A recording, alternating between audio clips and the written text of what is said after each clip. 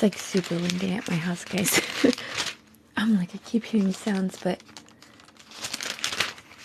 it's just windy outside. Happy. I always forget what day it is, guys. I need to have like an actual calendar that I mark off. I forget to do that.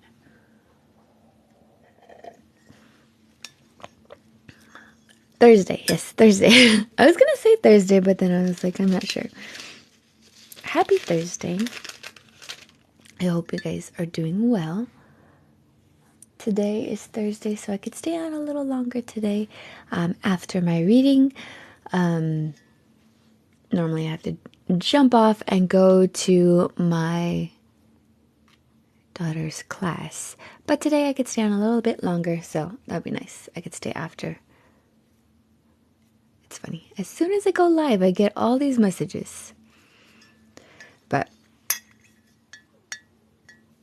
I was eating a donut, and I got a donut everywhere.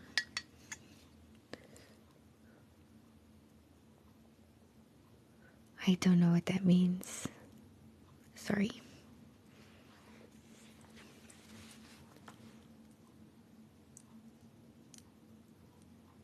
I don't know. I'm sorry, I don't know what that means.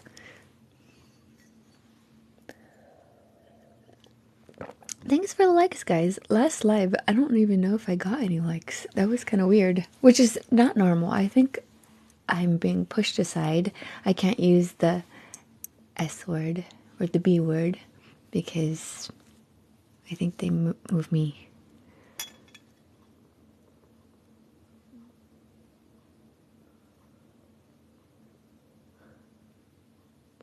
Oh, is that a TV show or anime? That looks familiar. Those names sound familiar. Goku sounds familiar. That's the only one, actually. Sorry, I'm like so behind on those kind of stuff. The only 2 animes, or maybe 3 animes I know are Sailor Moon, which I love Sailor Moon. But I don't know, after rewatching it as an adult, it is a little odd. But Little Women, I used to be one, and Swiss Family Robinson, I think that was an anime too. They're very interesting animes that I've seen. There might be more, but I don't know. Oh, thank you, Eternal. I hope you have a great day. So today I'm in 2 Kings chapter 5. And I'm planning just to read chapter 15. So I'll go all the way to 15. My throat was a little irritated today, so hopefully you guys hear me well. I think I'm up enough on my mic. If you can't hear me, or if I'm too quiet, let me know and I've been having weird trouble with my mic lately. I'm not sure if it's the cord, because I kind of wrapped the cord a little too tight, or I'm not sure. Might keep hitting it. There, that might be a little better. It's a little closer. I noticed that my afternoon live versus my morning live is quite different. I think I speak different in the morning than I do in the afternoon or night even. I don't know. It's so odd. So sometimes I have to adjust my mic because it feels like it's too loud or has some sort of background. I don't know. It's really weird. But I hope you guys are doing well. I hope you're having a great week. This is day 27 on my reading through the Bible. I'm not gonna lie, each day feels a little harder.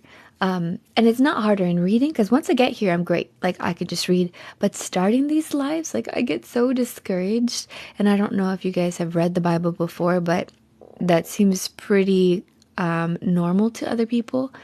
That once they try to start reading, it's so hard to read the Bible. But when you are reading and when you get into that routine, that's when, it becomes a habit. That's when you look forward to it. That's when you're encouraged, because sometimes we're reading the Bible and the enemy doesn't want us to read the Bible. So he's going to put everything in our path not to read the Bible. He's going to put any sort of distractions, social media, TV, even like cleaning, or just, things that you're thinking, oh, I have to do this, I have to do that. And he's going to put all that in your path when you're going to read the Bible. Like I said, I just got on the live and I'm getting all these texts. So it's like you have to be mindful and just consistent and watch your time, protect your time with the Lord. I think that my Bible study leader gave me that advice, is to protect that time. If people around in your house that you live with know that that's your time that you read, you could set that boundary, and it's only going to help you. It's going to help them, in the long run, because you're digging deeper into the word. But yeah, it does get harder. And there's some days where, I don't know if I've done it on this reading, but I know last year there's some days that I couldn't even get on live because I was just so overwhelmed with life, with exhaustion, and I'm just so thankful that you guys show up and you guys are here and you listen, and just know that if you're in that kind of boat and you're a little discouraged when you read the Bible, or if maybe you're doing the year Bible and you're behind, keep going. Just because it says a year doesn't mean that it has to be from January to December. I mean, take your time. Some people, they do this. They just do it for the reading for that day. So if they missed yesterday, they just go on and read the next section. I am not like that. I have a hard time skipping over. So for me, I just start with, don't try to catch up. Some days you do. Some days you have more time to read, and you'll be able to read a little bit more of your reading that day or that week. But yeah, just take it a little bit at a time, and then it'll become a little bit more a part of your life. It becomes a lifestyle when you're a Christian and you read the Bible. That should be a part of your lifestyle. It's an important essential to have. That's how you hear from God. Not that he can't speak through other people or sermons, but if you're reading the Bible, he can speak to you in the Bible. There was a verse that came up the other day, and I was like, oh, I just read that. It came up in the sermon, I think last night. I think it was this 2 Samuel. And I was like, I just read 2 Samuel. And that's how he shows up. A lot of times we pray and pray and pray and pray, and we want God to answer our prayers. We don't want to listen to him. We don't want to hear him. We don't want to commune with him. We don't want to obey him. But he still hears us. Even if we don't think he does, he still hears us. He's omnipresent, omniscient. That means that he can be anywhere at all times. Omniscient means all-knowing. So he already knows our thoughts. He knows our prayers. He knows our hearts. He knows the things that we can't tell people. He knows the things that we are hurting. He knows the things when we, I think people are calling it masking, when we're smiling, when we don't want to smile, when we're laughing, when we're in so much pain. Like, he sees that, and you guys are not alone. There's so many people right now going through turmoil. I was talking to one of the worship leaders yesterday, and she was saying Satan is trying his hardest right now to take everybody down. This is his last hurrah. This is his last chance before Christ comes back. This is his last chance, and it is getting stronger and harder. So if you are going through something, you're not alone. There are a lot of people going through things right now, and God is in the storm, and He's with you, and He's with everyone.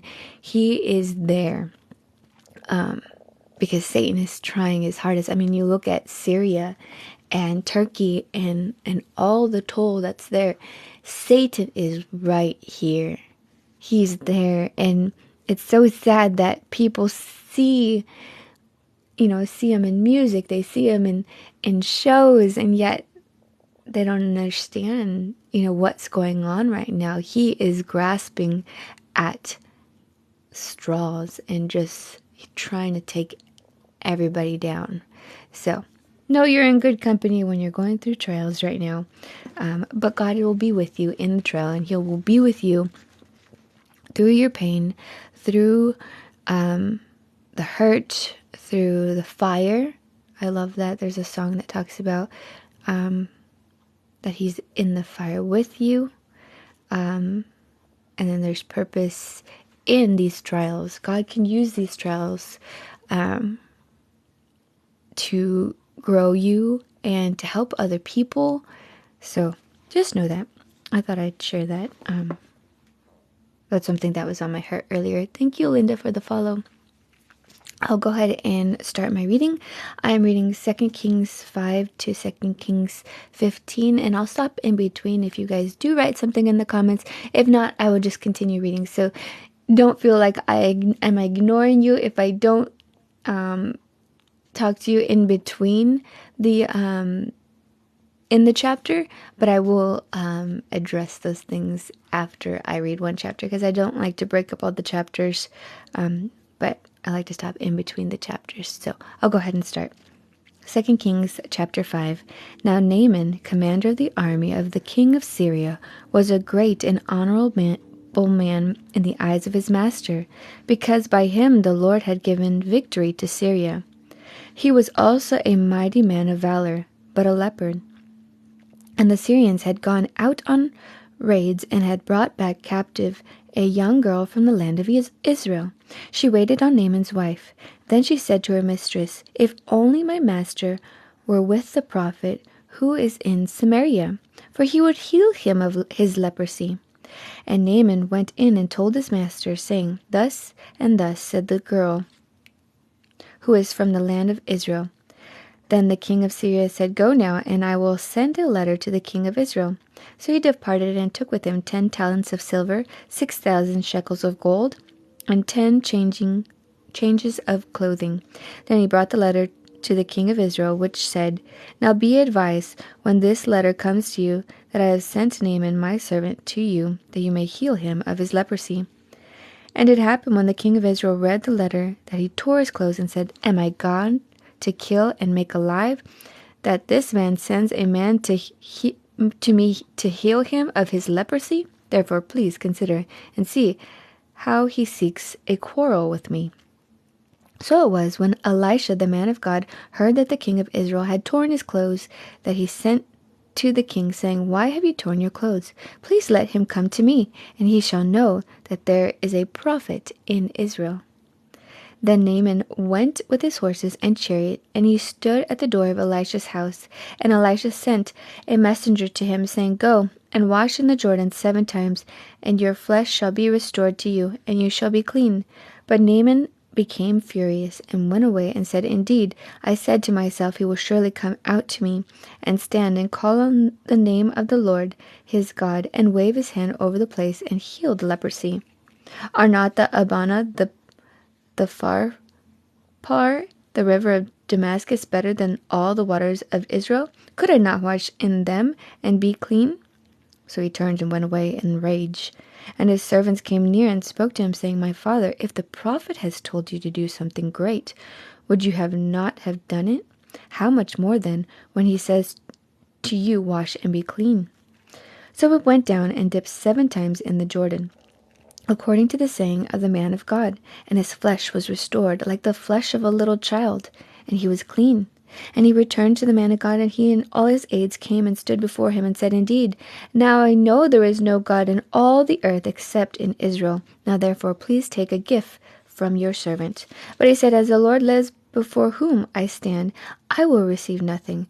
And he urged him to take it, but he refused. So Naaman said, Then if not, please let your servant be given 2 mule loads of earth, for your servant will no longer offer either burnt offering or sacrifice to other gods, but to the Lord.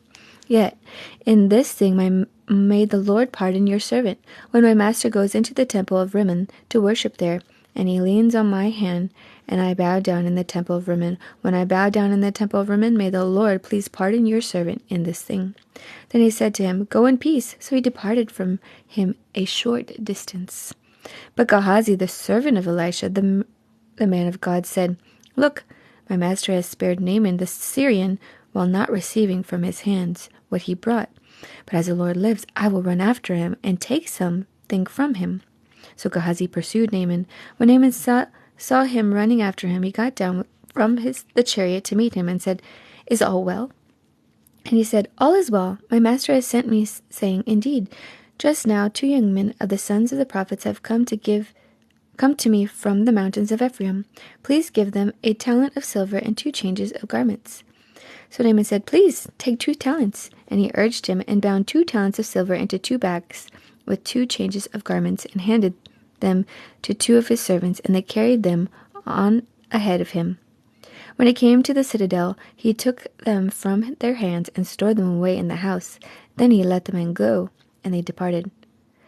Now he went in and stood before his master Elisha, and said to him, Where did you go, Gehazi? And he said, Your servant did not go anywhere. Then he said to him, Did not my heart go with you when the man turned back from his chariot to meet you? Is it time to receive money and to receive clothing, olive groves and vineyards, sheep and oxen, male and female servants?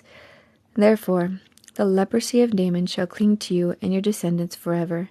And he went out from his presence, leprous, as white as snow.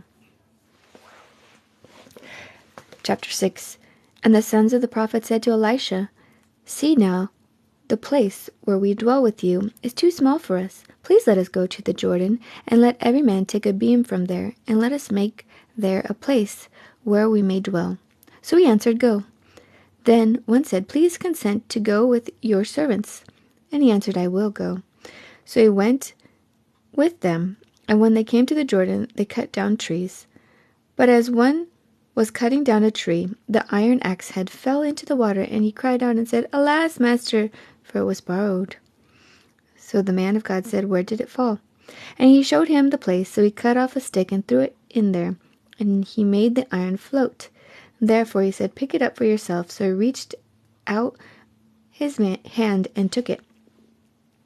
Now the king of Syria was making war against Israel, and he consulted with his servants, saying, My camp will be in such and such place. And the man of God sent the king of Israel, saying, Beware that you do not pass this place, for the Syrians are coming down there. Then the king of Israel sent someone to the place of which the man of God had told him.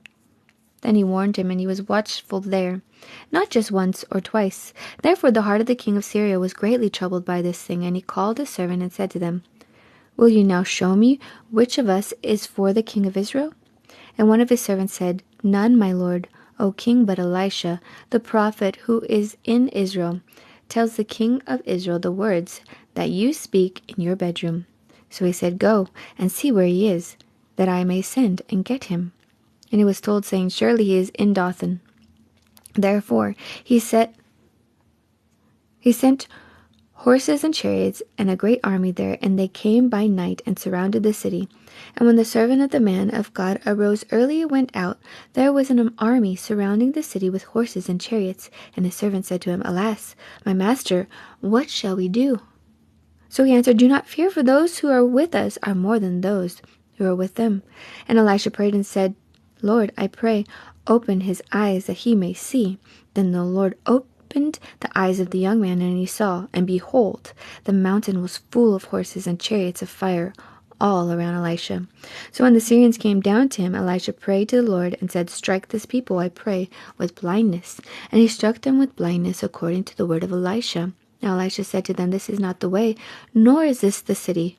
Follow me, and I will bring you to the man whom you seek. but he led them to Samaria. So it was when they came to Samaria that Elisha said, Lord, open the eyes of these men that they may see. And the Lord opened their eyes, and they saw. And there they were inside Samaria. Now when the king of Israel saw them, he said to Elisha, My father, shall I kill them? Shall I kill them? But he answered, You shall not kill them. Would you kill those whom you have taken captive with your sword and your bow? Set food and water before them, that they may eat and drink and go to their master.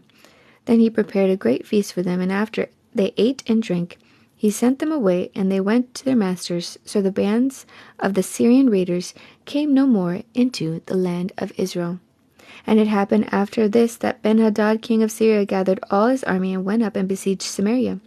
And there was a great famine in Samaria, and indeed they besieged it until a donkey's head was sold for 80 shekels of silver, and 1/4 a cab of dove droppings for 5 shekels of silver. Then, as the king of Israel was passing by the wall, a woman cried out to him, saying, Help, my lord, O king. And he said, If the Lord does not help you, where can I find help for you?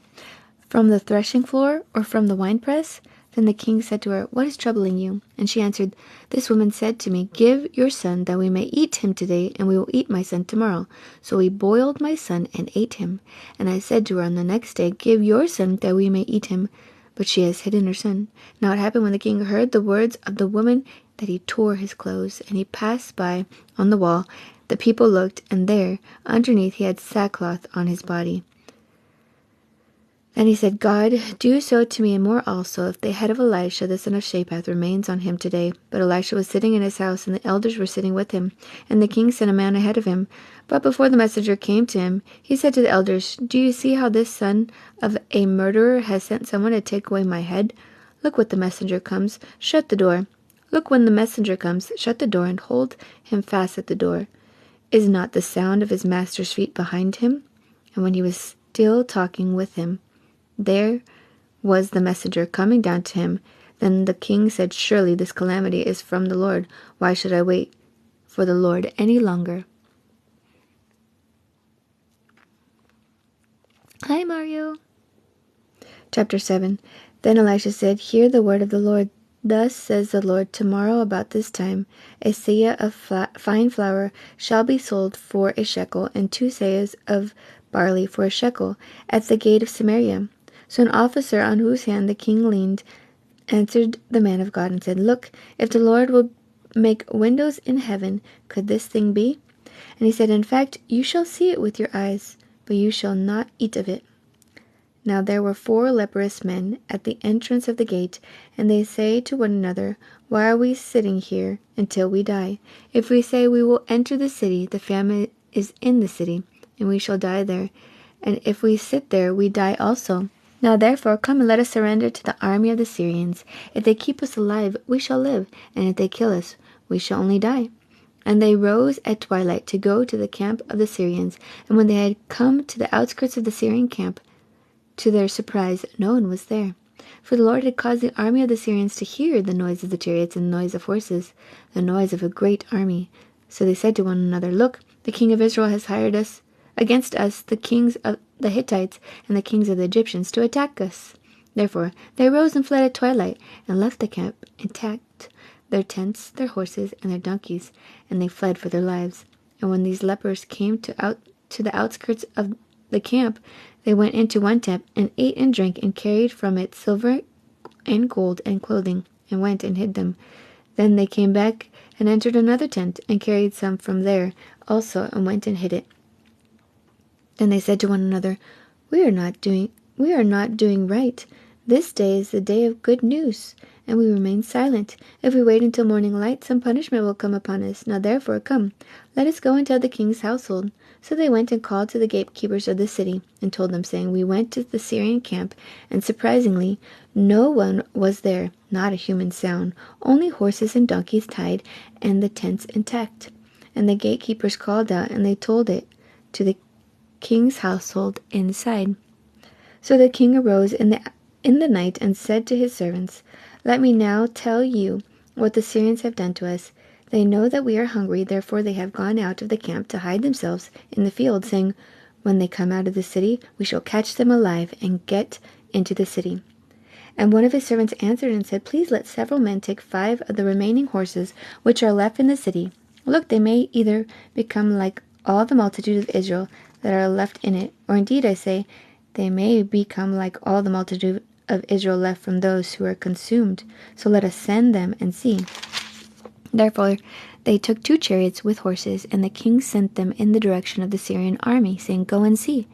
And they went after them to the Jordan, and indeed all the road was full of garments and weapons which the Syrians had thrown away in their haste. So the messengers returned and told the king. Then the people went out and plundered the tents of the Syrians. So the seah of fine flour was sold for a shekel, and 2 seahs of barley for a shekel, according to the word of the Lord. Now the king had appointed the officers on whose hand he leaned to have charge of the gate. But the people trampled him in the gate, and he died, just as the man of God had said, who spoke when the king came down to him. So it happened just as the man of God had spoken to the king, saying, 2 seahs of barley for a shekel, and a seah of fine flour for a shekel shall be sold tomorrow about this time in the gate of Samaria. Then the officer answered the man of God and said, Now, look, if the Lord would make windows in heaven, could such a thing be? And he said, In fact, you shall see it with your eyes, but you shall not eat of it. And so it happened to him, for the people trampled him in the gate, and he died. Thank you for the follow, Aline. Hello, this is, I'm reading 2 Kings. Hi, Focus Drew. Hi, Noelia. Thank you, Eternal. Oh, thanks for the mini speaker. That's sweet. Yeah, I'm reading through the Bible, so it just takes about an hour, sometimes a little longer. I stay on after and I chat. And then when I read in between each chapter, I'll stop. But I like to read each chapter at a time. So if I don't get to your comments, it's just because I want to finish that chapter. But I like to kind of pause in between the chapters. I'm reading to 2 Kings 15. Thanks for the like.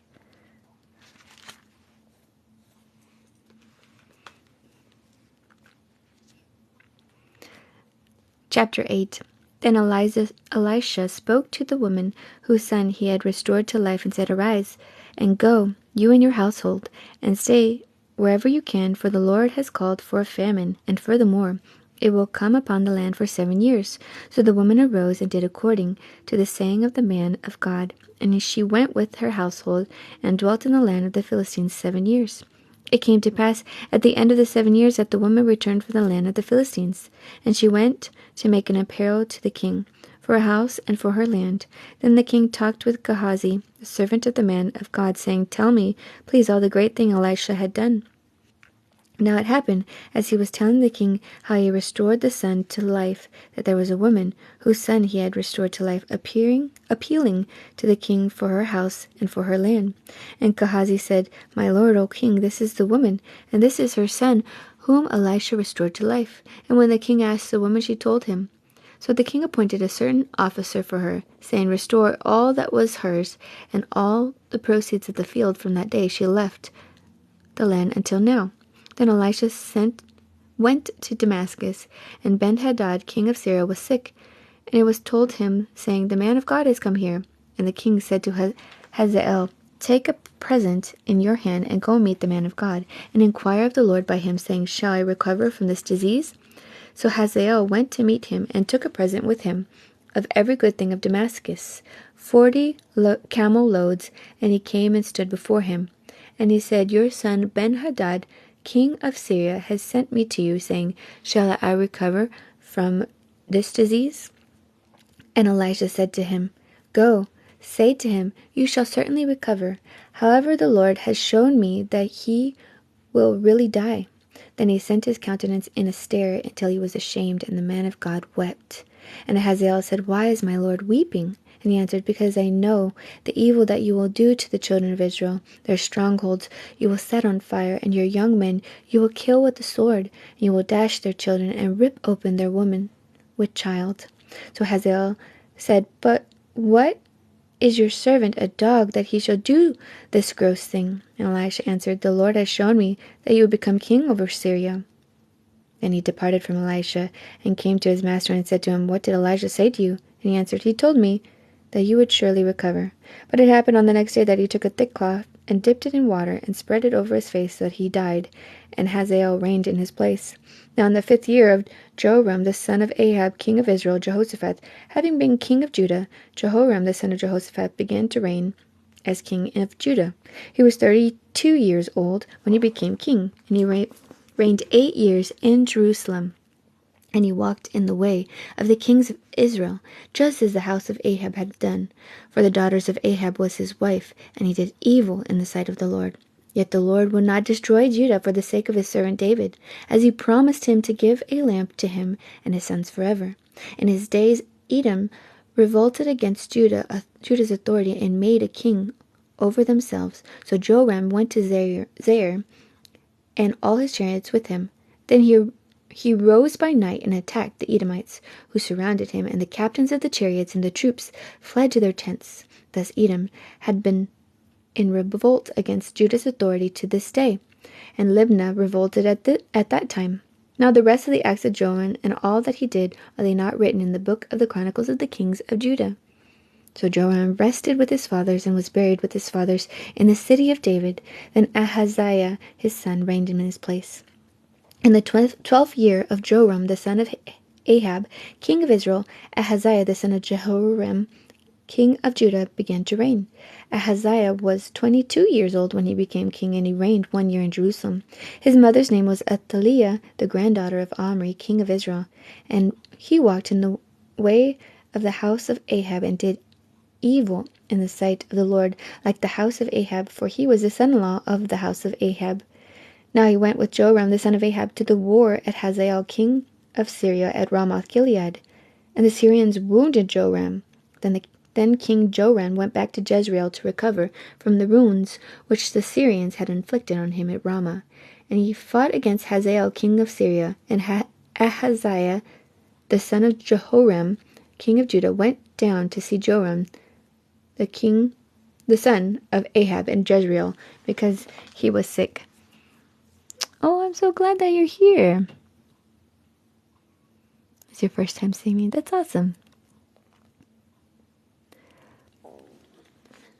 So there's Jehoram and Joram. I'm like, hopefully I didn't say those wrong.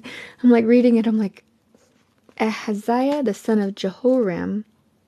And then there's Joram, the son of Ahab. So hopefully I didn't mix it up. I think I said it right.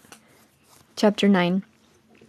And Elijah the prophet called one of the sons of the prophets and said to him, Get yourself ready, take this flask of oil in your hand, and go to Ramoth Gilead.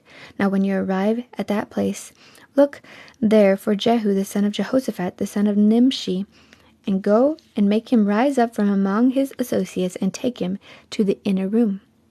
Then take the flask of oil and pour it on his head, and say, Thus says the Lord, I have anointed you king over Israel. Then open the door and flee, and do not delay. So the young man, the servant of the prophet, went to Ramoth Gilead, and when he arrived, there were the captains of the army sitting. And he said, I have a message for you, commander. Jehu said, For which one of us? And he said, For you, commander. Then he arose and went into the house, and he poured the oil on his head, and said to him, Thus says the Lord God of Israel, I have anointed you king over the people of Israel, over the people of the Lord over Israel. You shall strike down the house of Ahab your master, that I may avenge the blood of my servants the prophet, and the blood of all the servants of the Lord at the hand of Jezebel. For the whole house of Ahab shall perish, and I will cut off from Ahab all the males in Israel, both bond and free.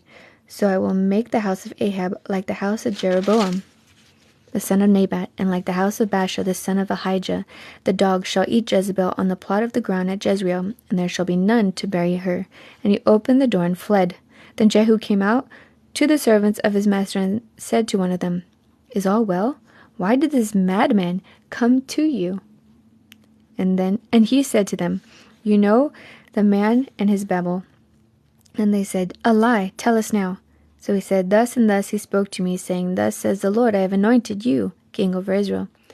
Then each man hastened to take his garment and put it under him on the top of the steps, and they blew the trumpet, saying, Jehu is king. So Jehu the son of Jehoshaphat the son of Nimshi, conspired against Joram. Now Joram had been defending Ramoth Gilead, he and all Israel, against Hazael, king of Syria. But King Joram had returned to Jezreel to recover from the wounds which the Syrians had inflicted on him when he fought with Hazael, king of Syria. And Jehu said, "If you are so minded, let no one leave or escape from the city to go and tell it in Jezreel." So Jehu rode in a chariot and went to Jezreel, for Joram laid up there, and Ahaziah, king of Judah, had come down to see Joram.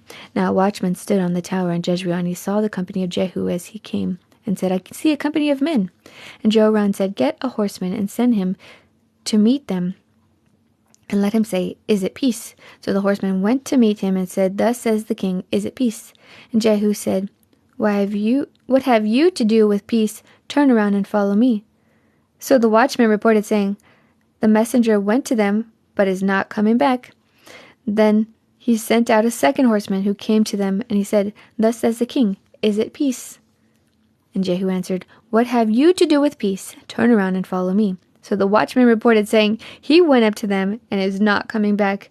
And the driving is like the driving of Jehu the son of Nimshi, for he drives furiously." Then Joram said, "Make ready." And his chariot was made ready. Then Joram, king of Israel, and Ahaziah, king of Judah, went out, each in his chariot, and they went to meet Jehu, and met him on the property of Naboth the Jezreelite. Now it happened, when Joram saw Jehu, he said, "Is it peace, Jehu?" So he answered, "What peace? As long as the harlotry of your mother Jezebel and her witchcraft are so many." Then Joram turned around and fled, and said to Ahaziah, "Treachery, Ahaziah." Now Jehu drew his bow with full strength, and shot Joram between his arm, and the arrow came out of his heart, and he sank down in his chariot. Then Jehu said to Bidkar, his captain, "Pick him up, and throw him in the tract of the field of Naboth the Jezreelite. For remember, when you and I were riding together behind Ahab his father, that the Lord laid this burden upon him. Surely I saw yesterday the blood of Naboth and the blood of his sons, says the Lord, and I will repay you in this plot, says the Lord. Now therefore take and throw him on the plot of ground, according to the word of the Lord." But when Ahaziah, king of Judah, saw this, he fled by the road of Beth-Hagan. So Jehu pursued him, and said, "Shoot him also in the chariot." And they shot him in the ascent of Gur, which is by Ibleen. Then he fled to Megiddo and died there. And his servants carried him in the chariot to Jerusalem, and buried him in his tomb with his fathers in the city of David. In the 11th year of Joram the son of Ahab, Ahaziah had become king over Judah. Now when Jehu had come to Jezreel, Jezebel heard of it, and she put paint on her eyes, and adorned her head, and looked through a window. Then Jehu entered the gate, and she said, "Is it peace, Zimri? Murderer of your master? And he looked up at the window and said, "Who is on my side? Who?" So 2 or 3 eunuchs looked out at him, and they said, "Throw her down." So they threw her down, and some of her blood splattered on the wall and on the horses, and he trampled her underfoot. And when he had gone in, he ate and drank. And he said, "Go down, see to this accursed woman, and bury her, for she was a king's daughter." So they went to bury her, but they found no more of her than the skull, the feet, and the palms of her hand. Therefore they came back and told him. And he said, "This is the word of the Lord, which he spoke by his servant Elijah the Tishbite, saying, On the plot of the ground at Jezreel dogs shall eat the flesh of Jezebel, and the corpse of Jezebel shall be as refuse on the surface of the floor in the plot of Jezreel. So they shall not say, Here lies Jezebel." The names do sound ancient. And they're like, it's a different culture, so it's a different type of name too.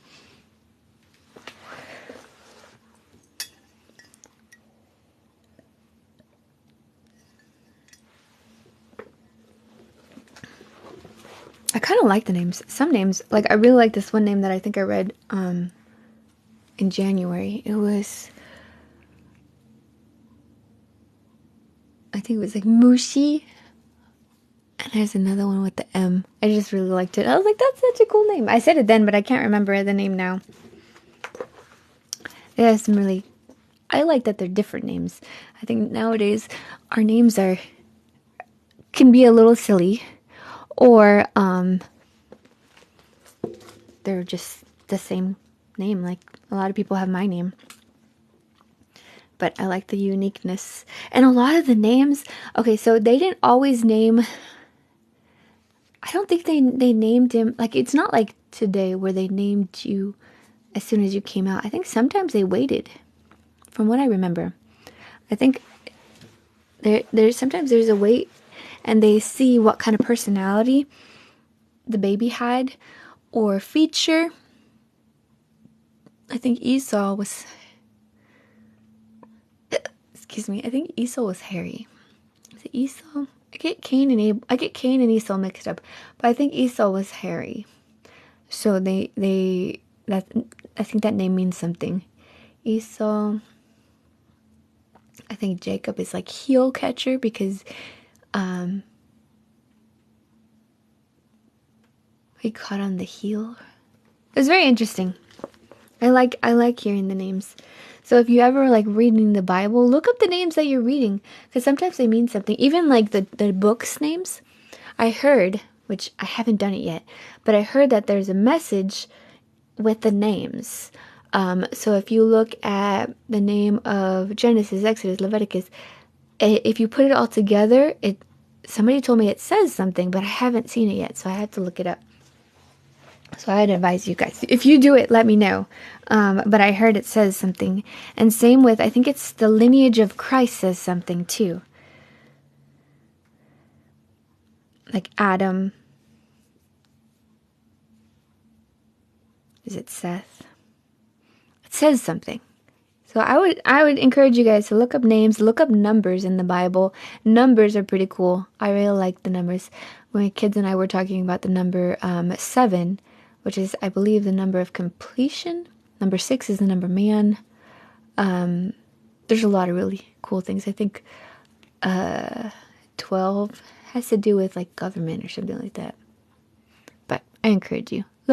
Don't just like read it. You know, I know I'm reading it like just really fast and all the way through. I'm just trying to get a context. That's why I do this, because I want to have the full context. Last year, it took me a year to read the Bible, and this year I want to do it in 90 days. But take it portion by portion, take it book by book. I want to do one where I can just do like Genesis in a month or Exodus in a month and just kind of really meditate on what's there and go through, like, get commentaries, use the Blue Letter Bible app or the blueletterbible.org. It has so many resources. It has like the Hebrew words, it has the Greek words, and the origins and what they mean. And I just love the meanings of the names. I think that's probably one of my favorite things, are names. So that's funny how you mentioned it. Like, yeah, it's ancient names, but they mean a lot of cool things. And I don't think that that's coincidence. Like, I don't believe in coincidence. You know, I think that there's a divine plan, and so it's cool. A little side note. Chapter 10. Now Ahab had 70 sons in Samaria, and Jehu wrote and sent letters to Samaria, to the rulers of Jezreel, to the elders, and to those who reared Ahab's sons, saying, Now as soon as this letter comes to you, since your master's sons are with you, and you have chariots and horses, a fortified city also, and weapons, choose the best qualified of your master's son, sent him on his father's throne, and fight for your master's house. But they were exceedingly afraid, and said, Look, 2 kings could not stand up to him. How then can we stand? And he who was in charge of the house, and he who was in charge of the city, the elders also, and those who reared the sons, sent to Jehu, saying, We are your servants. We will do all you tell us, but we will not make anyone king. Do what is good in your sight. Then he wrote a second letter to them, saying, If you are for me, and will obey my voice, take the heads of the men, your master's sons, and come to me at Jezreel by this time tomorrow. Now the king's sons, 70 persons, were with the great men of the city, who were rearing them. So it was, when the letter came to them, that they took the king's son and slaughtered 7 persons put their heads in baskets and sent them to him at Jezreel. Then the messenger came and told them, saying, They have brought the heads of the king's sons.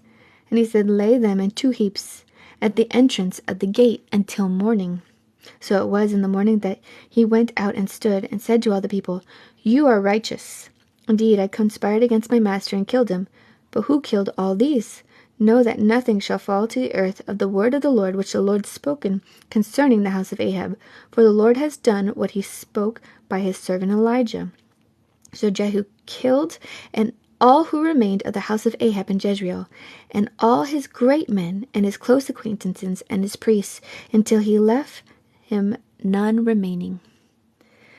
Then he rose and departed and went to Samaria. On the way back at Beth-eked of the shepherds, Jehu met with the brothers of Ahaziah, king of Judah, and said, Who are you? So they answered, We are the brothers of Ahaziah. We have come down to greet the sons of the king and the sons of the queen mother. And he said, Take them alive. So they took them alive and killed them, as well as at the well of Beth-eked 42 men, and he left none of them. Now, when he departed from there, he met Jehonadab, the son of Rechab, coming to meet him. And he greeted him and said to him, Is your heart right, as my heart is towards your heart? And Jehonadab answered, It is. Jehu said, If it is, give me your hand. So he gave him his hand, and he took him up into the chariot, and he said, Come with me, and see my zeal for the Lord. So they had him ride in his chariot. And when he came to Samaria, he killed all who remained of Ahab in Samaria till he had destroyed them, according to the word of the Lord, which he spoke to Elijah. Then Jehu gathered all the people together, and said to them, Ahab served Baal a little, Jehu will serve him much. Now therefore, call to me all the prophets of Baal, all his servants and all his priests. Let no one be missing, for I have a great sacrifice for Baal. Whoever is missing shall not live. But Jehu acted deceptively with the intent of destroying the worshippers of Baal. And Jehu said, Proclaim a solemn assembly for Baal. So they proclaimed it. Then Jehu sent throughout all Israel, all the worshippers of Baal came, so that there was not a man left who did not come. So they came into the temple of Baal, and the temple of Baal was full from one end to the other. And he said to the one in charge of the wardrobe, Bring out vestments for all the worshippers of Baal. So he brought out the vestments for them. Then Jehu and Jehonadab, the son of Rechab, went into the temple of Baal and said to the worshippers of Baal, Search and see that no servants of the Lord are here with you, but only the worshippers of Baal. So they went in to offer sacrifices and burnt offerings. Now Jehu had appointed for himself 80 men on the outside, and said, If any of the men who I have brought into your hands escape, whoever let him escape, it shall be his life for the life of the other. Now it happened as soon as he made an end of the offering, the burnt offering, that Jehu said to the guard and to the captains, Go in and kill them, and let none come out. And they killed them with the edge of the sword, and the guards and the officers threw them out, and went into the inner room of the temple of Baal. And they brought the sacred pillars out of the temple to Baal and burned them. Then they broke down the sacred pillar of Baal and tore down the temple of Baal and made it a refuge dump to this day. Thus Jehu destroyed Baal from Israel. However, Jehu did not turn away from the sins of Jeroboam the son of Nebat, who had made Israel sin, that is, from the golden calves that were at Bethel and Dan. And the Lord said to Jehu, Because you have done well in doing what is right in my sight, and have done to the house of Ahab all that was in my heart, your son shall sit on the throne of Israel to the 4th generation. But Jehu took no heed to walk in the law of the Lord God of Israel with all his heart, for he did not depart from the sins of Jeroboam, who had made Israel sin. In those days the Lord began to cut off parts of Israel, and Hazael conquered them in all the territory of Israel, from Jordan eastward, all the land of Gilead, Gad, Reuben, and Manasseh, from Aroer, which is by the river Arnon, including Gilead and Bashan. Now the rest of the acts of Jehu, all that he did, and all his might, are they not written in the books of the chronicles of the king of Israel? So Jehu rested with his fathers, and they buried him in Samaria. Then Jehoahaz his son reigned in his place, and the period of Jehu reigned over Israel in Samaria was 28 years. Chapter 11. When Athaliah, the mother of Ahaziah, saw that her son was done, she arose and destroyed all the royal heirs. But Jehosheba, the daughter of King Joram, sister of Ahaziah, took Joash the son of Ahaziah and stole him away from among the king's sons, who were being murdered, and they hid him and his nurse in the bedroom from Athaliah, so that he was not killed. So he was hidden with her in the house of the Lord for 6 years, while Athaliah reigned over the land. In the 7th year Jehoiada sent and brought the captains of hundreds of bodyguards and the escorts, and brought them into the house of the Lord to him. And he made a covenant with them, and took an oath from them in the house of the Lord, and showed them the king's son. Then he commanded them, saying, This is what you shall do. 1/3 of you shall come on duty on the Sabbath, shall be keeping watch over the king's house. 1/3 shall be at the gate of Sur, and 1/3 at the gate behind the escorts. You shall keep the watch of the house, lest it be broken down.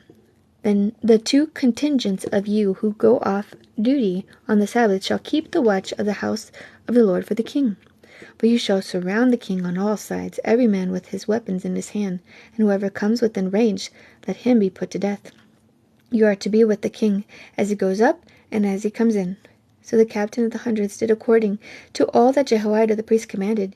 Each of them took his men who were to be on duty on the Sabbath, and those who were going off duty on the Sabbath, and came to Jehoiada the priest. And the priest gave the captains of hundreds the spears and shields which had been to King David, that were in the temple of the Lord. The escorts stood, every man with his weapons in his hand, all around the king, from the right side of the temple to the left side, to the temple by the altar in the house.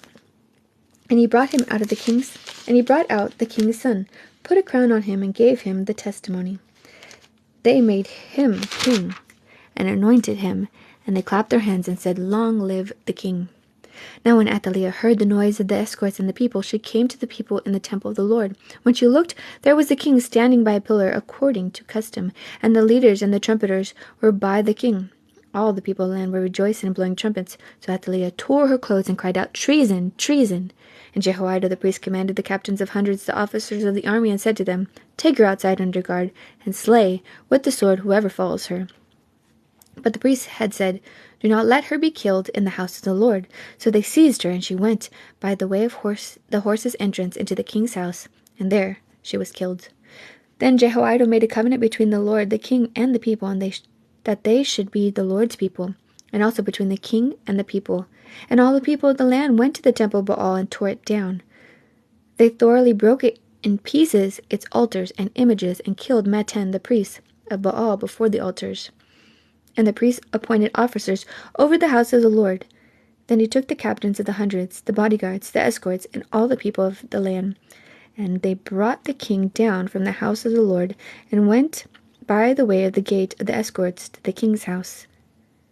Then he sat on the throne of the kings, so all the people of the land rejoiced, and the city was quiet, for they had slain Athaliah with the sword in the king's house. And Jehoash was 7 years old when he became king.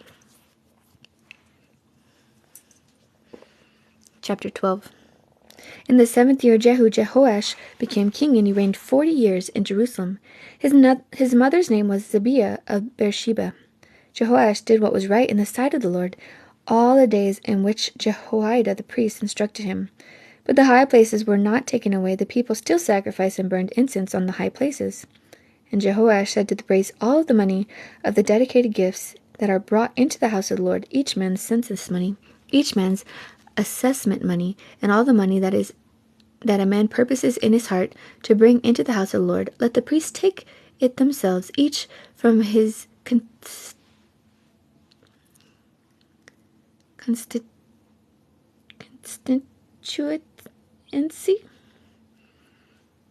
and let them repair the damages of the temple, wherever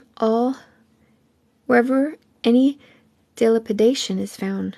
Now it was so with the 23rd year of King Joash, that the priests had not repaired the damages of the temple. So King Jehoash called Jehoiada the priest, and the other priests said to them, "Why have you not repaired the damages of the temple? Now therefore, do not take more money from your contingency, but deliver it for repairing the damages of the temple." And the priests agreed that they would neither receive more money from the people nor repair the damages of the temple. Then Jehoiada the priest took a chest, bored a hole in its lid, and set it beside the altar on the right side, as one comes into the house of the Lord. And the priests who kept the door put there all the money brought into the house of the Lord. So it was, whenever they saw that there was much money in the chest, that the king's scribe and the high priest came up and put it in bags, and counted the money that was found in the house of the Lord. Then they gave money, which had been apportioned, into the hands of those who did the work, who had the oversight of the house of the Lord, and they paid it out to the carpenters and builders who worked on the house of the Lord, and to the masons and stone cutters, and for buying timber and hewn stone, to repair the damages of the house of the Lord, and for all that was paid out to repair the temple. However, there was not made for the house of the Lord basins of silver, trimmers, sprinkling bowls, trumpets, any articles of gold, or articles of silver, from the money brought into the house of the Lord. But they gave that to the workmen, and they repaired the house of the Lord with it. Moreover, they did not require an account from the men into whose hand they delivered the money to be paid to the workmen, for they dealt faithfully. The money from the trespass offering and the money from the sin offering was not brought into the house of the Lord. It belonged to the priests. Hazael, king of Syria, went up and fought against Gath and took it. Then Hazael set his face to go up to Jerusalem, and Jehoash, king of Judah, took all the sacred things that his fathers Jehoshaphat and Jehoram and Ahaziah, kings of Judah, had dedicated, and his own sacred things, and all the gold found in the treasuries of the house of the Lord and in the king's house, and they sent them to Hazael, king of Syria. And then he went away from Jerusalem. Now the rest of the acts of Joash and all that he did, are they not written in the book of the Chronicles of the kings of Judah? And his servants arose and formed a conspiracy and killed Joash in the house of the Milo, which goes down to Sila. For Jozazar,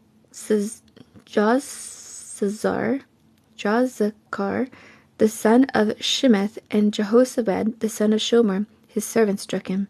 So he died, and they buried him with his fathers in the city of David. Then Amaziah, his son, reigned in his place. Chapter 13. In the 23rd year of Joash, the son of Ahaziah, king of Judah, Jehoaz, the son of Jehu, became king over Israel and Samaria, and reigned 17 years. And he did evil in the sight of the Lord, and followed the sins of Jeroboam, the sons of Nebat, who had made Israel sin. He did not depart from them. Then the anger of the Lord was aroused against Israel, and he delivered them into the hand of Hazael, king of Syria, into the hands of Ben-Hadad, the son of Hazael, in all their days. So Jehoahaz pleaded with the Lord, and the Lord listened to him, for he saw the oppression of Israel, because the king of Syria oppressed them. Then the Lord gave Israel a deliverer, so that they escaped from under the hand of the Syrians, and the children of Israel dwelt in their tents as before. Nevertheless, they did not depart from the sins of the house of Jeroboam, who had made Israel sin, but walked in them. And the wooden images also remained in Samaria. For he left the army of Jehoaz only 50 horsemen, 10 chariots, and 10,000 foot soldiers. For the king of Syria had destroyed them, and made them like the dust at threshing. Now the rest of the acts of Jehoaz, and all that he did, and his might, are they not written in the book of the Chronicles of the kings of Israel? So Jehoaz rested with his fathers, and they buried him in Samaria. Then Joash his son reigned in his place. In the 37th year of Joash, king of Judah, Joash the son of Jehoaz became king over Israel and Samaria, and reigned 16 years. And he did evil in the sight of the Lord. He did not depart from all the sins of Jeroboam the son of Nebat, who made Israel sin, but walked in them. Now the rest of the acts of Joash, all that he did, and his might, which he fought against Amaziah king of Judah, are they not written in the book of the Chronicles of the king of Israel? So Joash rested with his fathers. Then Jeroboam sat on his throne, and Joash was buried in Samaria with the kings of Israel. Elisha had become sick with the illness of which he would die. Then Joash the king of Israel came down to him, and wept over his face. and said, Oh, my father, the chariots of Israel and the horsemen. And Elisha said to him, Take a bow, some arrows. So he took himself a bow and some arrows. Then he said to the king of Israel, Put your hand to the bow, on the bow. So he put his hand on it, and Elisha put his hand on the king's hand. And he said, Open the east window. And he opened it. Then Elisha said, Shoot. And he shot. And he said, The arrow of the Lord's deliverance, and the arrow of the deliverance from Syria, for you must strike the Syrians at Aphat, till you have destroyed them. Then he said, Take the arrows. So he took them. And he said to the king of Israel, Strike the ground. So he struck 3 times and stopped. And the man of God was angry with him. He said, You should have struck 5 or 6 times, then you would have struck Syria till you have destroyed it. But now you will strike Syria only 3 times. Then Elisha died, and they buried him. And the raiding bands from Moab invaded the land in the spring of the year. So it was when they were burying a man that suddenly they spied a band of raiders. And they put the man in the tomb of Elisha. And when the man was let down and touched the bones of Elisha, he revived and stood on his feet. And Hazael, king of Syria, oppressed Israel all the days of Jehoahaz. But the Lord was gracious to them, and had compassion on them, and regarded them because of his covenant with Abraham, Isaac, and Jacob, and would not yet destroy them or cast them from his presence. Now Hazael, king of Syria, died. Then Benhadad his son reigned in his place, and Jehoash the son of Jehoahaz recaptured from the hand of Benhadad the son of Hazael the city which he had taken out of the hand of Jehoahaz his father by war. 3 times Joash defeated him and recaptured the cities of Israel. Chapter 14. In the 2nd year of Joash the son of Jehoahaz, king of Israel, Amaziah the son of Joash, king of Judah, became king. He was 25 years old when he became king, and he reigned 29 years in Jerusalem. His mother's name was Jehoaddan of Jerusalem, and he did what was right in the sight of the Lord, yet not like his father David. He did everything as his father Joash had done. However, the high places were not taken away, and the people still sacrificed and burnt incense on the high places. Now it happened as soon as the kingdom was established in his hand, that he executed his servants who had murdered his father the king. But the children of the murderers he did not execute, according to what is written in the book of the law of Moses, in which the Lord commanded, saying, Fathers shall not be put to death for their children, nor shall children be put to death for their fathers, but a person shall be put to death for his own sin. He killed 10,000 Edomites in the valley of Salt, and took Selah by war, and called its name Joktheel to this day. Then Amaziah sent messengers to Jehoash, the son of Jehoahaz, the son of Jehu, king of Israel, saying, Come, let us face one another in battle. And Jehoahaz, king of Israel, sent to Amaziah, king of Judah, saying, The thistle that was in Lebanon sent to the cedar that was in Lebanon, saying, Give your daughter to my son as wife.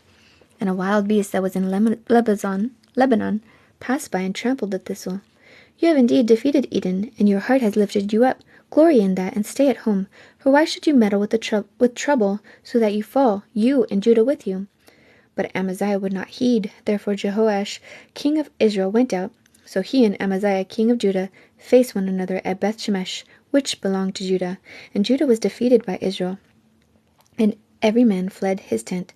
Then Jehoash, king of Israel, captured Amaziah, king of Judah, the son of Jehoash, the son of Ahaziah, at Bethshemesh.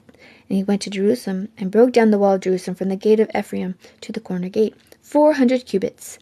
And he took all the gold and silver, all the articles that were found in the house of the Lord, and in the treasuries of the king's house, and hostages, and returned to Samaria.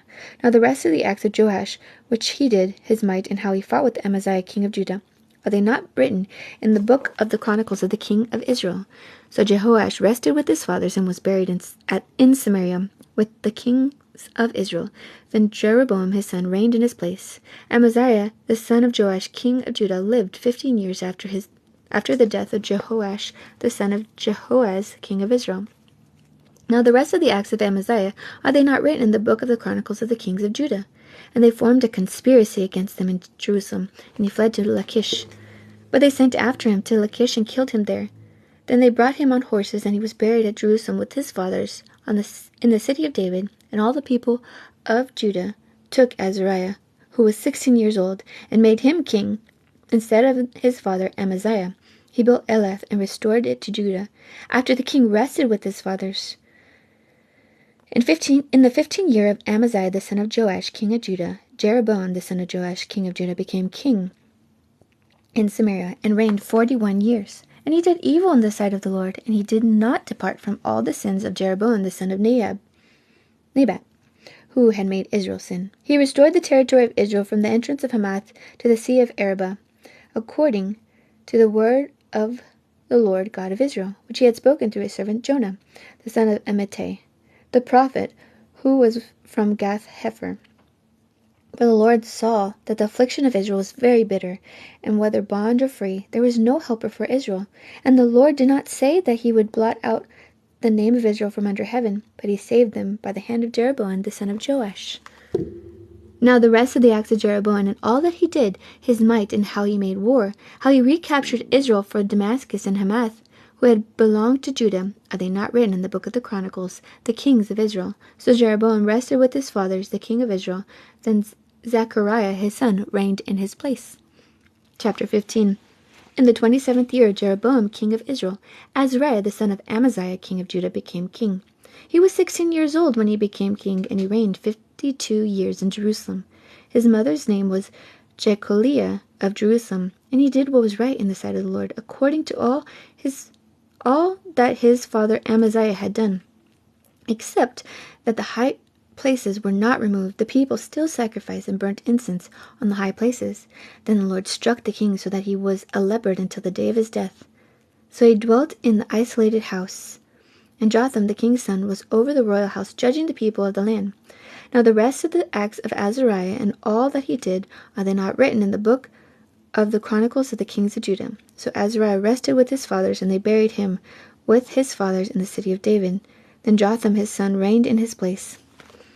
In the 38th year of Azariah king of Judah, Zechariah the son of Jeroboam reigned over Israel in Samaria 6 months. And he did evil in the sight of the Lord, as his fathers had done.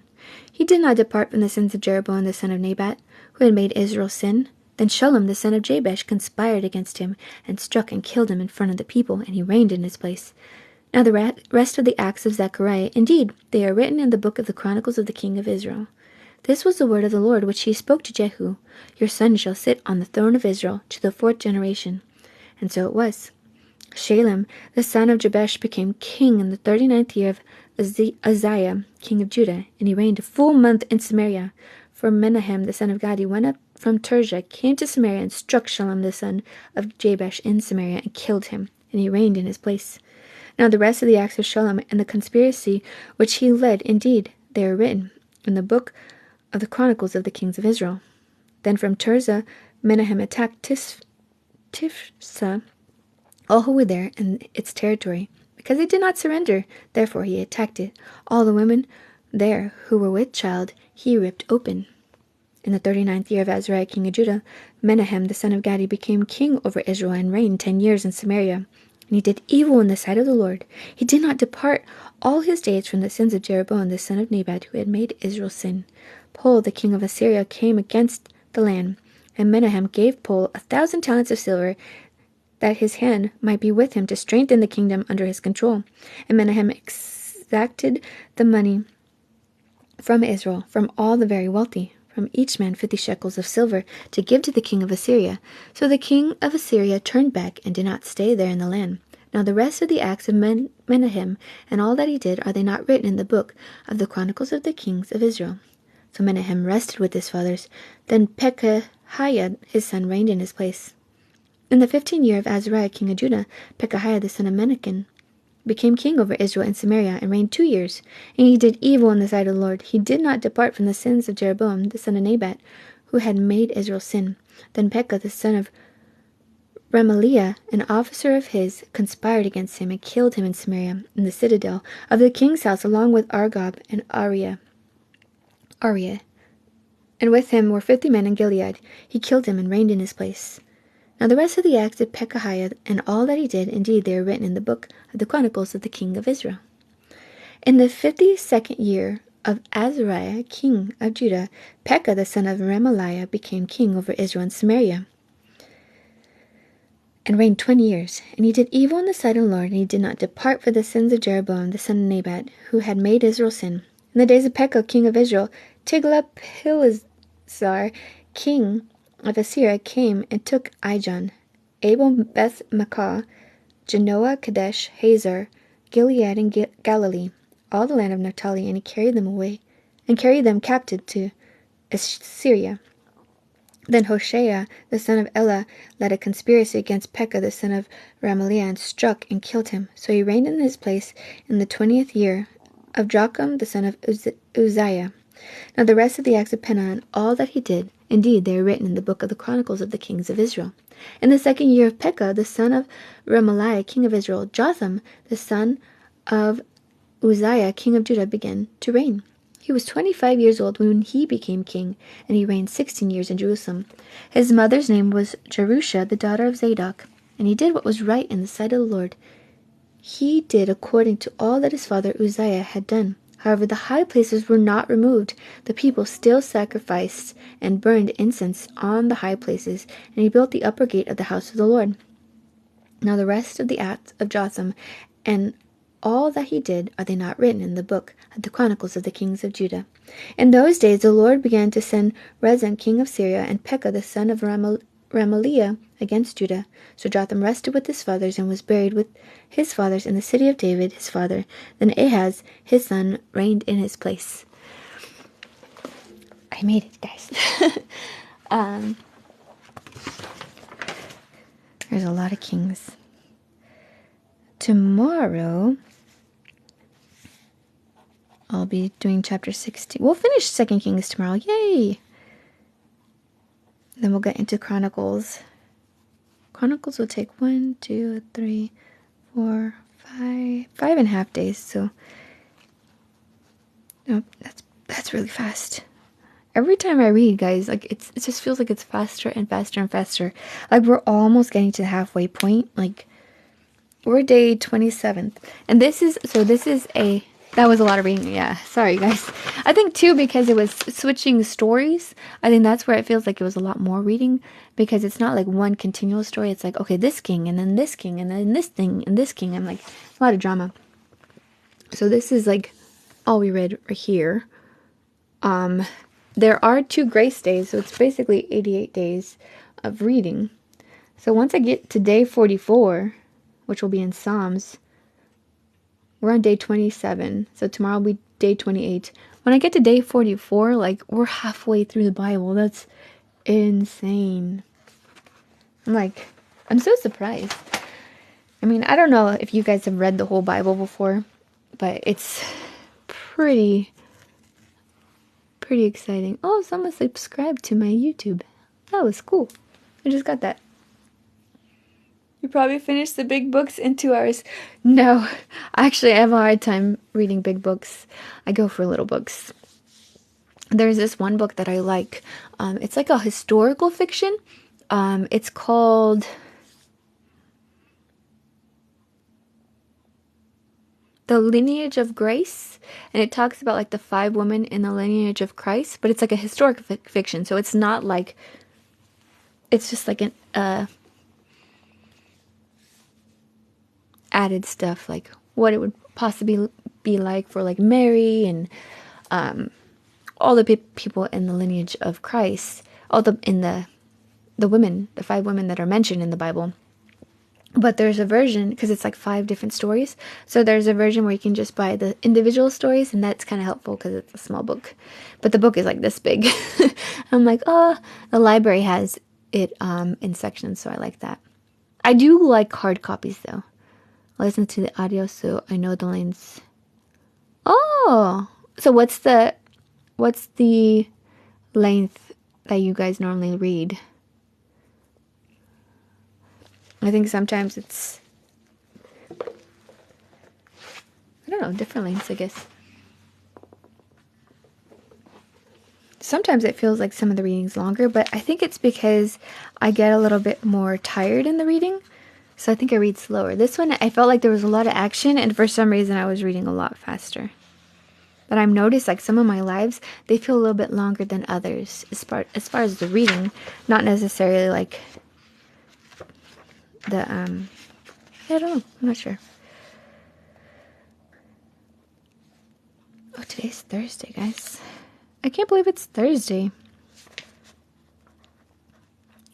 On Instagram, I'm starting Leviticus. So I'm doing both of these lives. So if I get on today, I'll be doing Leviticus. And that's like 30 minutes because I'm catching up a little bit. But that one's only 30 minutes. And so it feels much shorter when I do that one. But it's so weird because as I'm reading this,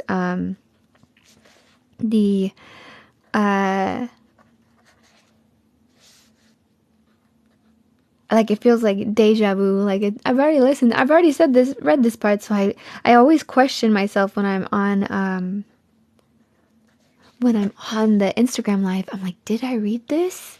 I'm like, no, I didn't read it, because I'll look at my past lives, because on Instagram it'll save it. So if you guys are looking for something that is like a 30-minute reading, some are 15, then go to my Instagram because they're on there. I have Genesis and Exodus. I just finished those two.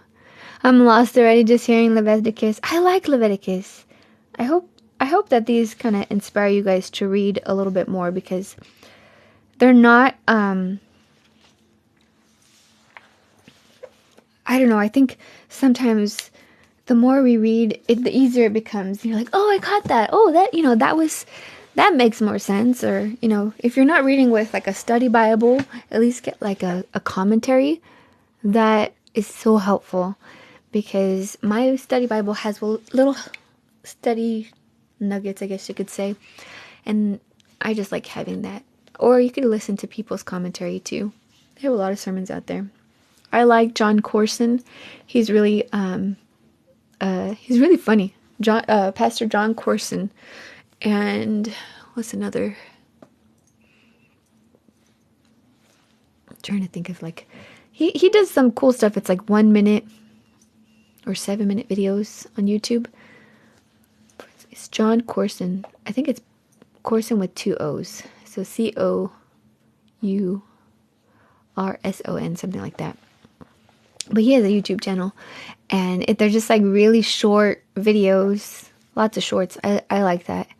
I'll listen to those here and there. I like the old preachers. Like there's one called J. Vernon McGee. I really like his teaching. Pastor David Rosales I like. And they do a lot of like teachings on YouTube now. You can just find TikTok. You can find them on TikTok. But I'm trying to think. There's another one that I really like. I don't remember. I can't remember the names right now.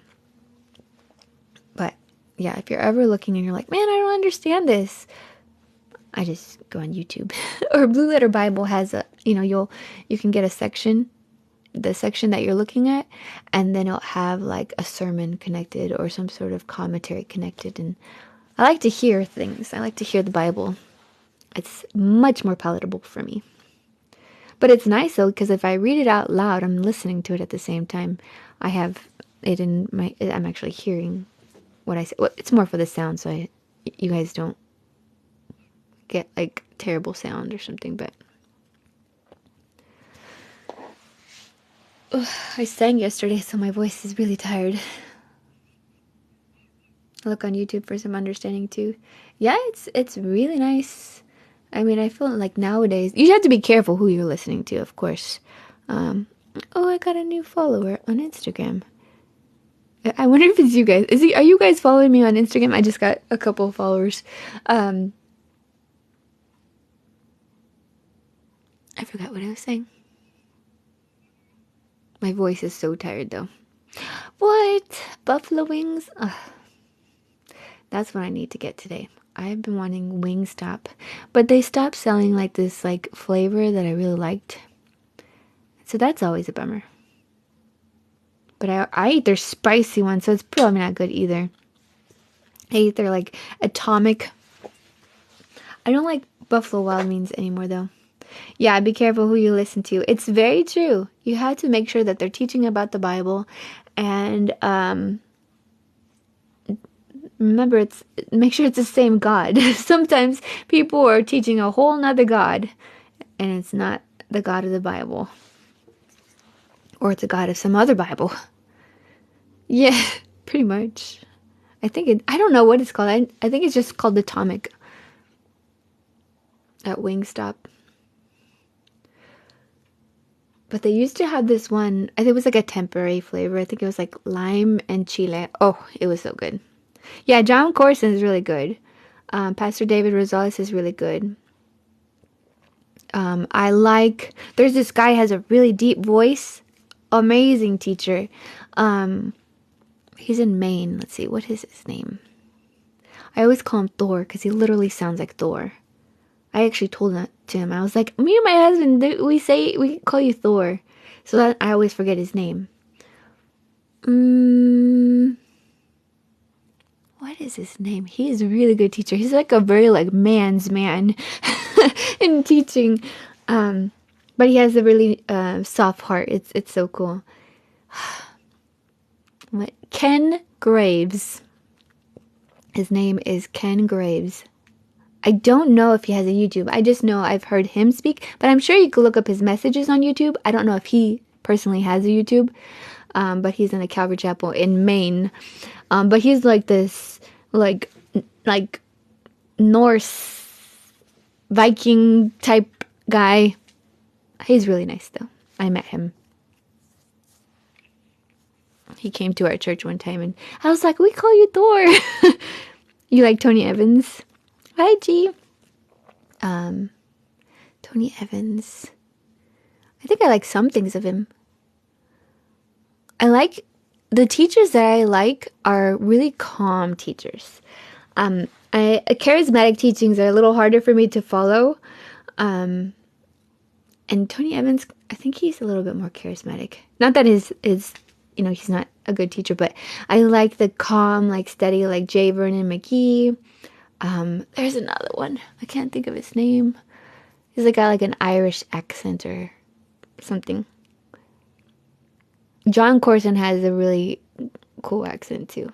I think it's not like an accent. I guess you could say it's like an accent, but Francis Chan, I've heard him. Actually, he's his son-in-law is one of my friend's sons. We used to go to church together. And then I think they moved to China. I think they're back from China. I don't remember. But I remember he moved to China. He has a lot of good, I think I see him a lot on TikTok or on Instagram Reels. But, what other teachers? There's a lot of good teachers. It just depends on what kind of, style that you like. Because people can have the same, biblical teaching and biblical doctrine. But sometimes listening to a certain culture can be helpful. If you like really energetic there's also Pastor Jack Hibbs that's very political. And he kind of is like this fire and just gets you going. Chuck Swindoll, I like Pastor Chuck Swindoll. He's more calm. I think I like, now thinking about it, a lot of the pastors that I am drawn to are very calm, steady, easy listening. But there are a lot of really cool, I love that every pastor has his own style. I love the ones that aren't pretty. Okay, so you would probably like, there's a pastor in Diamond Bar. His name is Pastor Raul Reese. He is a fire and brimstone pastor. Tell it like it is. When I got saved, I was going at that church. Charles Stanley, I've heard of him. But Pastor Raul Reese, that's good. A lot of people like Greg Laurie. I used to, but he's just too energetic for me. I'm really excited for the movie that he's making, though. Chuck Smith is a great teacher. He's just got a very monotone voice, which just makes me tired, which is good, though. If you guys like monotone and slow and just chill, Pastor Chuck Smith is a good one. what was his name again?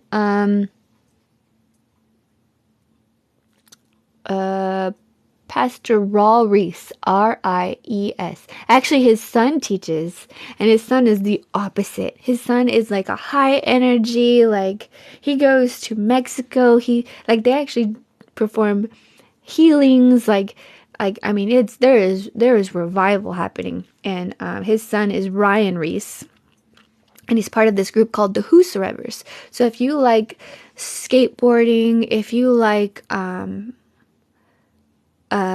just like that kind of like lifestyle, just the high energy, like he's such a great teacher. Elmer, thank you for the follow. The Fire and Brimstone, yeah, that's Pastor Raul Reese, Raul, last name Ries.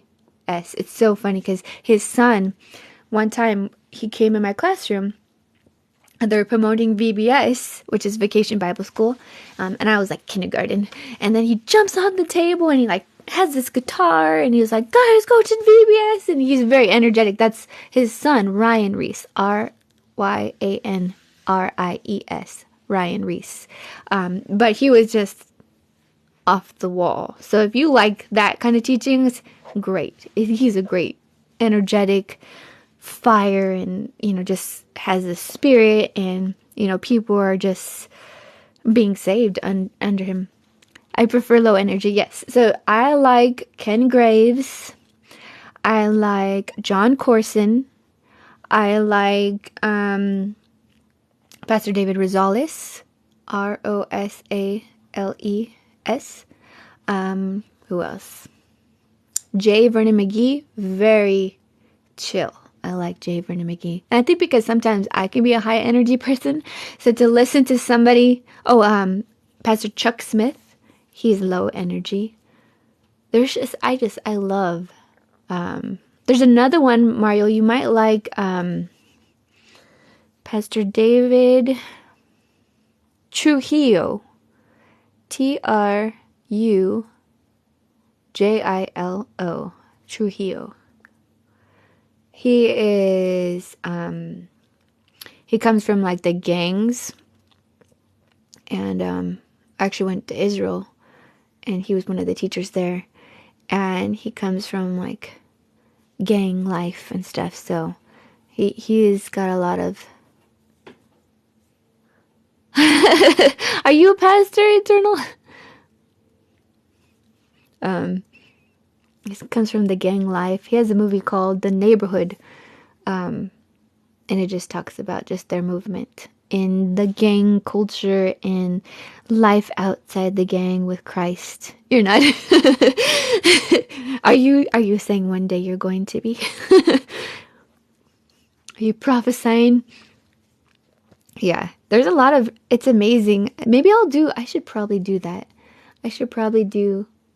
Oh, there's another pastor. Is it Brennan Beeler? He's like more like the young crowd. High energy. I would say medium energy. Brennan Beeler. Garrett Beeler. They're brothers. He is a lower energy, but I like Garrett Beeler. The day I become a pastor, it would be a miracle. Miracles happen. I see them every day. You should see this. You should look up David Trujillo. I mean, he straight up came from like the gang life, L.A. Yeah, and he became a pastor. He literally went to a church just because he said, "I hate pastors," and he was like, his friends like, "Well, then come to church. Come see this pastor and tell him to his face." And so he did. He went to the church and got saved. So. It's amazing what's happening. Miracles happen. Exactly. No, but he like literally was like, I'm gonna go see this pastor. I'm gonna tell him that I hate him. I know people want to be a pastor, but not me. It's a tough job. It is a tough job. It is a tough job. People, they don't understand what pastors do. It's like a 24/7 job. Not only that, like the scrutiny, my pastor has been threatened, like literally, like up, someone said that came up to him and said, God told me to smite you, or like there's some crazy stories pastors go through. And I mean, the spiritual warfare, the emotional warfare, like the emotions, your mind, like you have to be close to God. You'd have to depend on God. There's nothing else out there, guys. I don't know about that. I care what about. No, like, oh man. Yeah, you want to make sure you're doing you're reading, you're studying, you're hearing from the Lord, and it's not yourself. I'm not the best for that stuff. And I mean, you just heard that there was a 6-year-old that became king. Like, God uses people. God used the donkey to speak.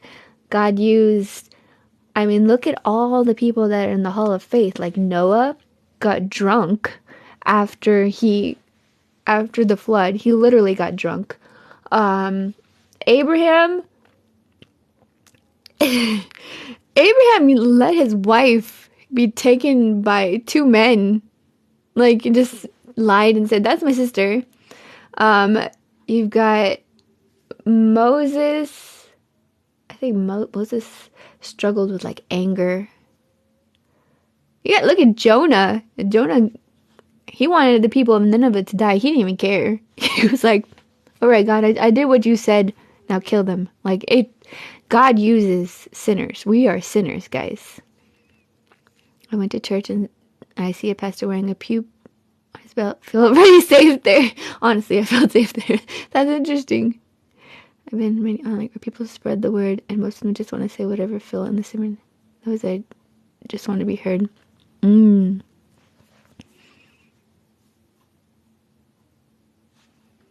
you gotta find the right teachers. I think it was Moses. Like, Moses, that's why he didn't get to go to he struck the rock. And he didn't get to go to the promised land. I think it was anger that he had. He couldn't go to the promised land because he was angry at the people. He was tired. Like, these people were just like, yeah, we're all sinners, yes. There are a lot of, God uses people. I mean, look at Samson. Samson did everything wrong, but God still used him to take down the Philistines. In his last breath, his last breath, he took down the Philistines. More Philistines than he did in any other time in his life. So, even when you do fail, God can pick you back up and use you. Yeah, it was Moses, right? Yeah. And Solomon. Oh my goodness, Solomon. We just read about Solomon. Him and his, like, million wives. No, his 700 wives and 300 concubines. And then he was, like, dealing with discontent. He dealt with... He had... it's funny because when he prays for wisdom, of course... When you're praying for wisdom, God's going to give you that opportunity to be wise. And sometimes you fail. And he made a lot of bad choices. He started worshiping idols. He brought the idols into his house. He got it from his dad. We all got it from, that's our sin nature. We are sinners. We just don't have the same opportunities that Solomon had. Solomon was king. I mean, think about it. Like, if you were in a different spot, if you were born in a different time, like, it's not the surroundings. Like, you're still going to make the same kind of choices. Like, you just got to choose God every day and die to yourself. But I think because he had so much, it was just so much more prominent. It looks so much more grand. But how many times do we lust in our heart? How many times do we murder people, like, with hatred, If I was king all day, yeah. I'm telling you, and they did it for power. They did it for money. Like, it wasn't just like, oh yeah, I just want to be with this girl. Like, no, it's like, I want your kingdom. You get half the kingdom. You know, when he married, what was it, Pharaoh's daughter? He, you know, I think it was Egypt, right? I think his first wife was Pharaoh's daughter. That he just inquired, like it's a transaction. Like it wasn't just a wife. Like he got so much more than that. Jesus is my king. Yeah, it's crazy. The Bible is crazy, guys. If you guys have not been in these lives, like the Bible has so much stuff that people don't talk about, and you just got to read it. You got to see how much, I mean, Israel. Look at Israel. Israel, like, literally got saved from Egypt, had food coming from heaven, and then even, like, what is it? Fowl? Was it? I can't remember what kind of bird they had. I was just looking at this. A quail. I think it was quail. I mean, it's like, and they still decided to worship some other god. Like, that doesn't make any sense. Like, but that's what we do every day. I did go to Thank you, Isaiah, for the follow. It's just, there's a lot in the Bible. But if people say the Bible is boring, you're I don't know which Bible you're reading, because there is a lot. Or you're in a chapter that's only talking about names. But even the names mean something. Hi, Brian. Manna. Yeah, manna from heaven, guys. That. And they were complaining. Like, imagine, like, food from heaven. Quail. Like, you didn't have to, like, I mean, it just came in flocks. And now you're crying. I'm like, I'm tired of eating manna. I'm tired of the free food that you give me, God. Like, I mean, man. At lunch, I'm going to start my prayer time. We'll be praying for everyone here. Thank you. Love you guys. I don't want to be like someone who let beauty. Yeah. Yes. And, you know, I think too, the attacks, you know, if you're not protecting your heart, your mind, your soul, you can be easily distracted. And remember, he built this huge temple. He built this grand place for God. Of course he's going to have spiritual attacks. Of course he's going to be put in a situation where, yeah, the enemy is going to want to take him. You know, the enemy is going to want to go and take him down. I mean, he just did this huge thing for the Lord. So when you are on a mountaintop, guys, the enemy will try to rip you down, to take that blessing from you. And he will do anything he can to get you. Whatever. And I think that's why it's good to know your weaknesses. Like I've learned a lot about my weaknesses, guys. And because I know my weaknesses, I cannot go and put myself in situations that are going to draw me away from God. Do I do it sometimes? Yes, I am a human, and I have to ask for forgiveness every single day, if not every like minute, an hour, and like second. Like, we are not perfect people, but we strive to be like Jesus, and it can be hard. The more you serve, the more you are walking with God, the harder, you know, the enemy is going to come at you, you know, and it comes hard.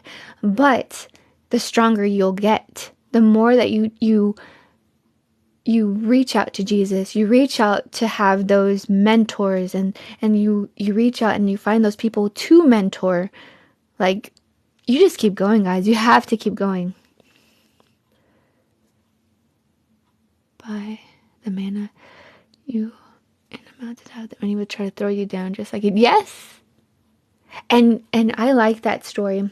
I think it's like the 40 days in the wilderness? I was talking to my girls about that because Ash Wednesday is coming up. And I'm not Catholic, but I think that there's some sort of traditions that are good reminders, that I think, not that we have to follow it religiously, but I think they're just good reminders to have and it's good to fast. And we're talking about that, and setting that time apart and putting it into searching out God and praying for things and really seeking Him. But you have to strengthen yourself because it's a rocky road.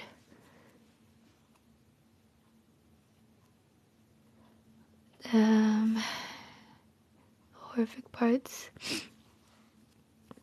What do you mean, DJ Douglas?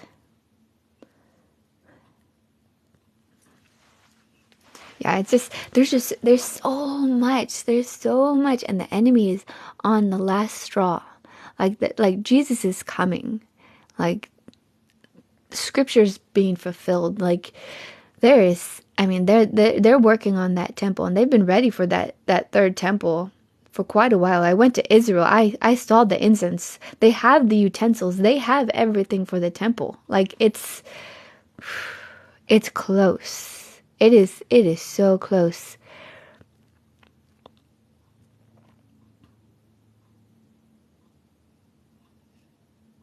Thank you for the rose. Thank you, River. Thank you for all the roses. That's so nice.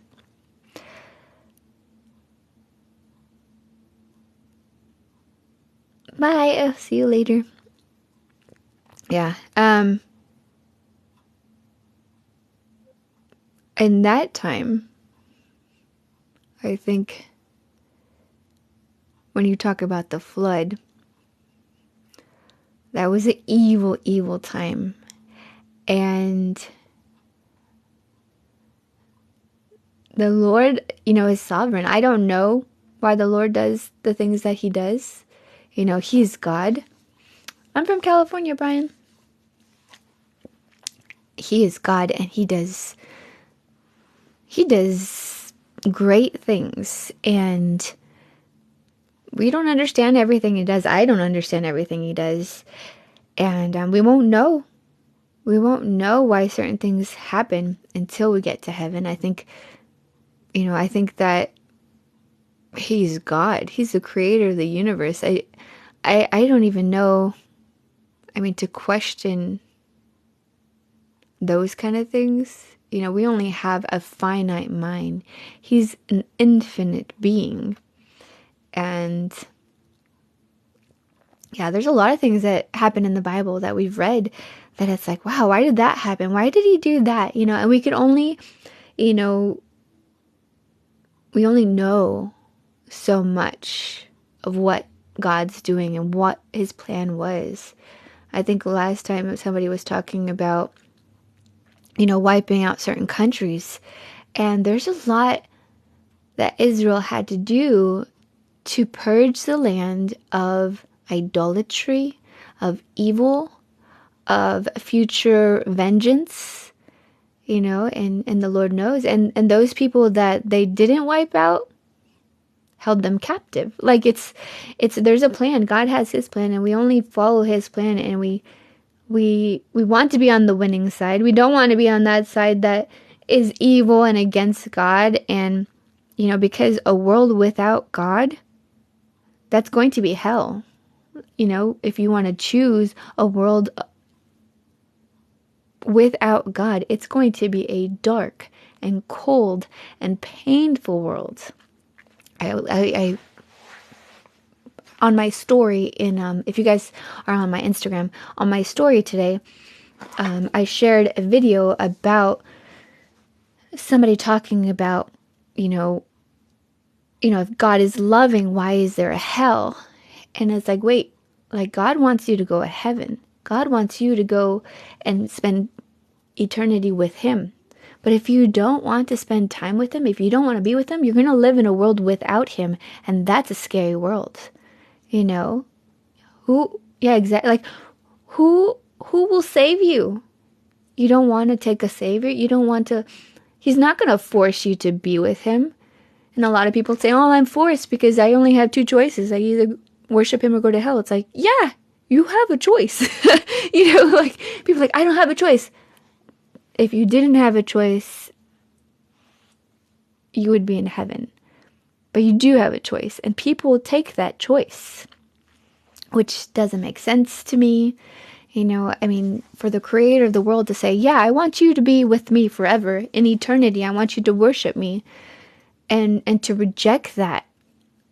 He's not going to force himself on you and say, oh yeah, then, you know, people are going to get to hell and they're going to realize, oh, like this is a real place. Like this is life without God, you know, because luckily in the time that you are alive, God is still near, you know, but once you die, you go into the eternal state.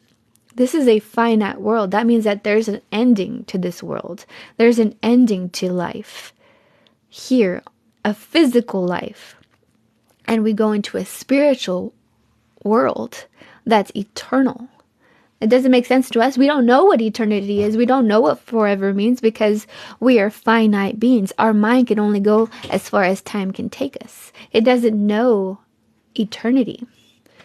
So, all right, guys, I've been talking way too much, but I will be on tomorrow and we are going to finish 2 Kings. If you are following me on Instagram, I will be on Leviticus, which is a hard book to read. But if you're doing the 1 year Bible, it's very helpful. A lot of people have said, like, sometimes I come to your live and I rather listen to the Bible than read it. And you should always be reading your Bible. I always tell people just read with, you know, you should read the Bible, have it open because I don't want to mess up and I don't want to say the wrong thing. So I do my best and I pray that every word that I say is the Bible and is of God, because I would hate to be someone reading the wrong thing. You know, I don't want to accidentally read the wrong thing. Sometimes I'll stop and be like, okay, I got to read that again because I said this line wrong. But yeah, so I'll be in Leviticus there and I'll be in 2 Kings tomorrow and we'll finish up 2 Kings, and then next week we'll be in Chronicles, which I like Chronicles. It's similar to Kings, but it talks about a whole lot of, it's all drama, guys. It's like dramatic and exciting, and there's war and there's fighting, and then there's like forgiveness, and then there's just, it's an exciting book, guys. It's so exciting. You should read it. You know, don't just get hung up on a chapter you get stuck on. Just keep going and keep reading. Like there's a lot there. I'm learning. Like last year, it took me all year. I'm like 35.